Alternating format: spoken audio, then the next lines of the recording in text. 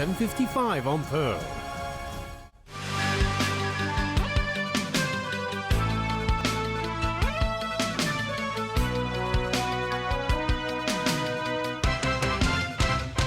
And a warm welcome back to TVB News. Hundreds of lifeguards went on strike today over a dispute involving pay and manpower.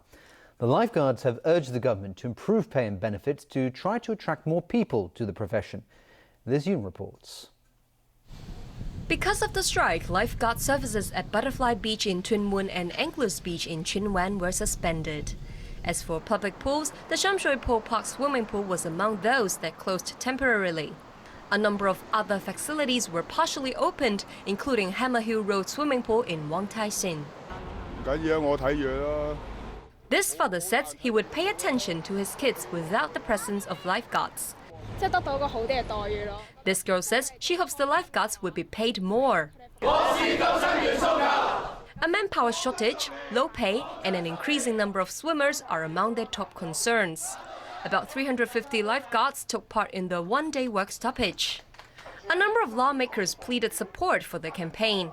The union says there will be a pay hike for seasonal staff next year from about $13,000 a month to $14,000. But the union says that's thousands of dollars less than, say, ambulance workers. That's why it's not easy to recruit more new people to join in the lifeguard team. Kwok also said inadequate manpower means the ratio of lifeguards and swimmers has increased. And he pointed out that swimmers from the mainland gave them additional pressure. Their behaviors is different from the Hong Kong people. So we have to do a lot of work for it. So to tell them not to do something at the pool or the beaches. So it's quite a lot of pressure for us to do that. Still, Kwok stressed all are welcome at local pools and beaches. The union handed in a petition to the government. The lifeguards brought along this prop T-shirt, which says technician to sum up their plight. They insist that life-saving is an individual profession and that they deserve a higher salary than just a general technician.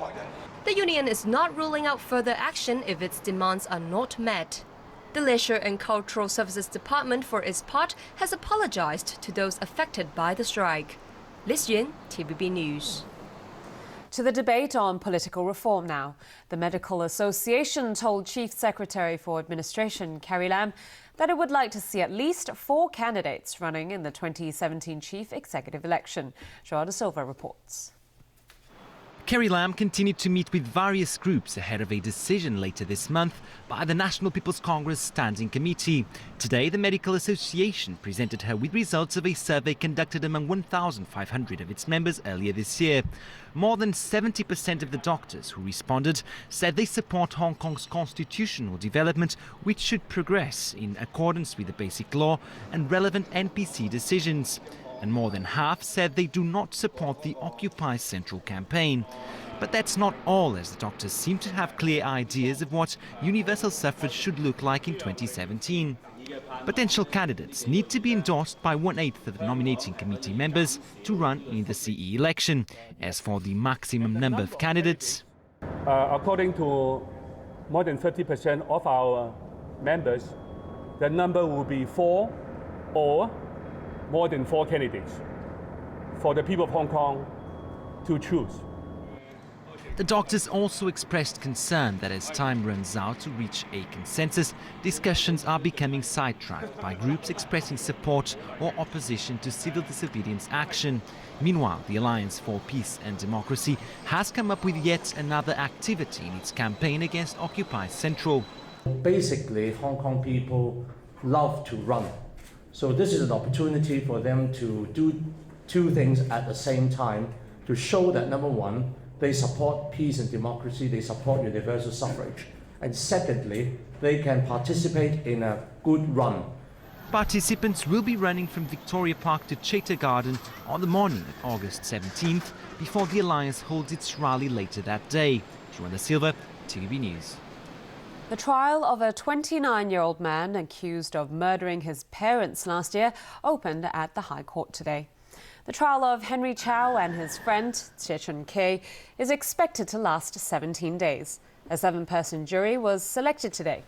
The two defendants have denied murder charges, but admitted to charges of preventing the lawful burial of corpses.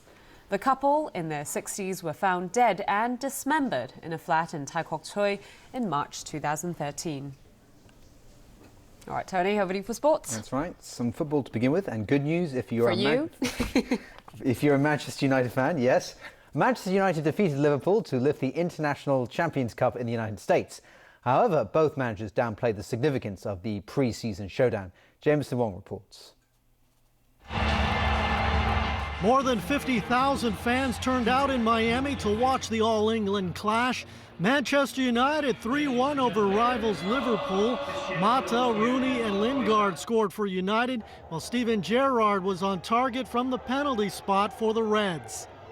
I think we have gave a lot of pleasure to these fans, and that's very important. And of course, it is better to win in the preparation time than to lose. We'll leave here with lots of positives, and with 2 weeks to go, look forward to the new season.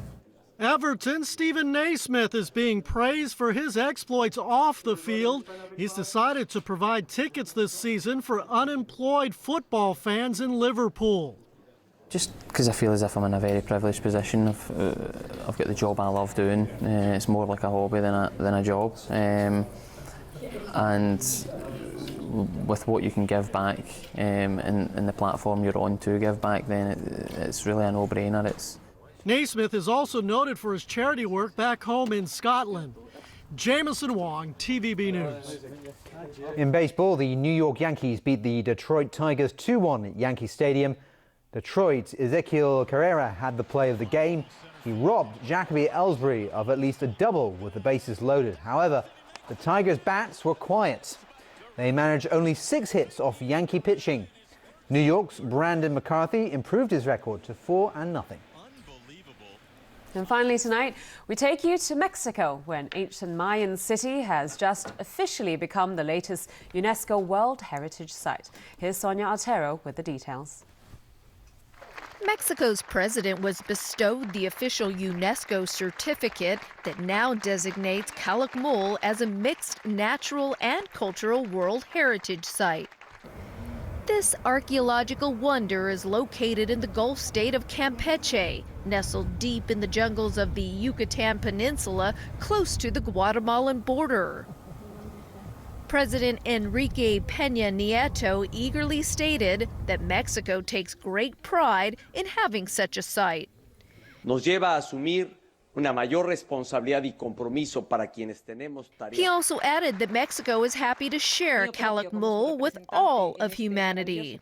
Known as the city of the 2 adjacent pyramids, Calakmul is one of the largest ancient cities ever uncovered in the Maya lowlands.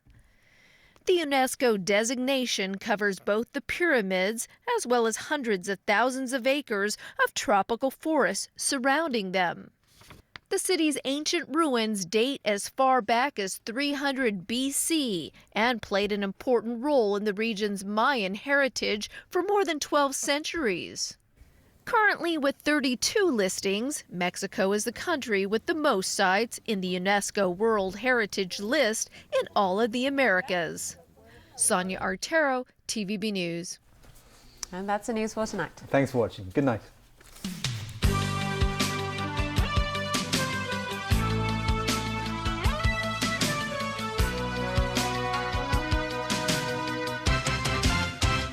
Play TVB Fun with your smartphone when you watch Thor. And you could win these awesome Thor and Loki high-end collectible figures, including this limited edition version. Go to tvb.com for important game details. So tune in this Sunday night at 9:30 for Thor on Pearl's Movie of the Month.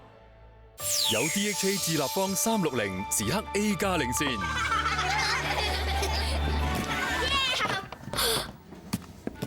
唔使擔心。智力、動作、情感、語言嘅發展對成長好關鍵。安怡寶 A 加創新 DHA 智立方360，小朋友全面發展，識得醒目應變，精靈過人，智、動、情、語全發展，成就 A 加表現，連續12年全港銷量第一，美讚神。Sun Life Financial presents The Weather Report is brought to you by Sun Life Financial.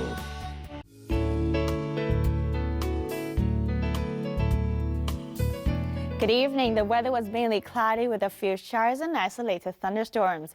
It was hot with sunny intervals in the afternoon. And as tonight's situation chart shows, a broad trough of low pressure is bringing showers to the northern part of the South China Sea. Up to 5 p.m., temperatures ranged from 27.3 to 30.7 degrees. And the relative humidity was between 78 and 96%. Light to moderate southerly winds. The current temperature is now 30 degrees Celsius, with the relative humidity standing at 85%. 21.1 millimeters of rainfall has been recorded since midnight. So Freddie, how's the weather tomorrow?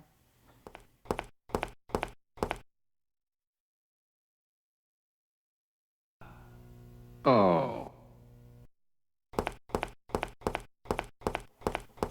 It will be mainly cloudy with showers. Temperatures will range between 27 and 31 degrees.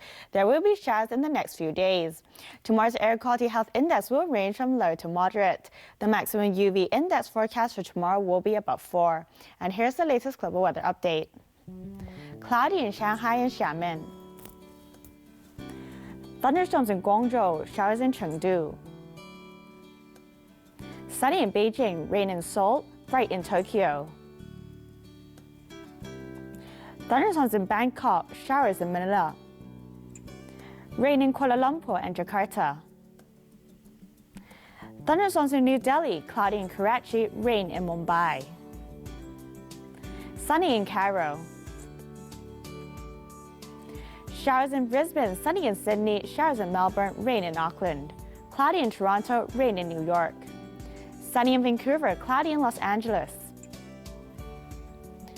Showers in London and Paris, rain in Amsterdam, cloudy in Frankfurt, bright in Zurich. And that's the weather. Have a lovely evening. It was brought to you by Sun Life Financial. Life's brighter under the sun. It's been 3 days and no answers. Folks are getting scared. With the world cut off. What happens when we run out of everything? And anarchy setting in. The dome that's covering this town. We will get out of here. Is only the beginning.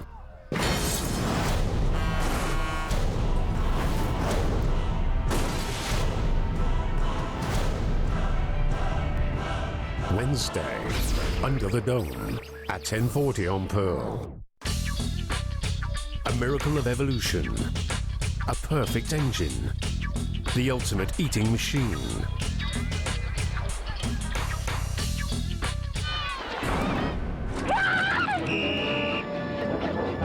From award-winning director Steven Spielberg. The movie that started it all.